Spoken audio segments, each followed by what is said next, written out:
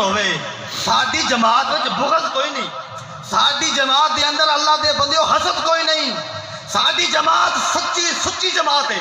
اے حسن نال بھی پیار کرتی ہے، صدیق نال بھی پیار کرتی ہے، اے علی نال بھی پیار کرتی ہے، عمر نال بھی پیار کرتی ہے، اے جناب والا حسین نال پیار بھی کرتی ہے، عثمان نال بھی پیار کرتی ہے۔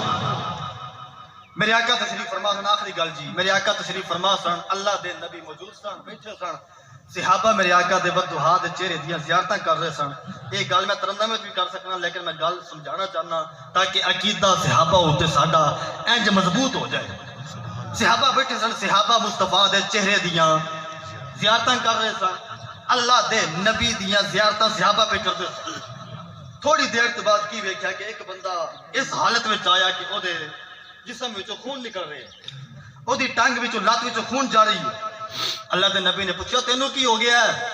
کہنے لگا حضور میں گزر رہا سا تے مدینے دے فلاں چوک وچ ایک کتی سی اوتھے بیٹھی، اونے مینوں وڈیا تے مینوں خون نکل آیا ہے، اونے مینوں وڈیا ہے۔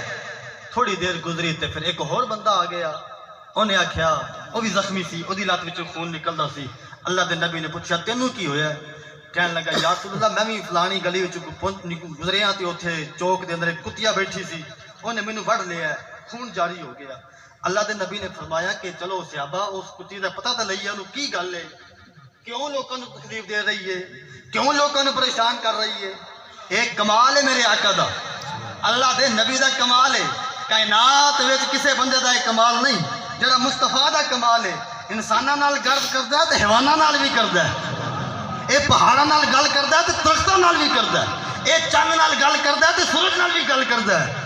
اللہ دے نبی نے فرمایا صحابہ میں کیوں نہ پوچھ کے آئیے کہ تینوں تکلیف کی ہے کہ تو لوگوں نے تکلیف دے رہی ہے۔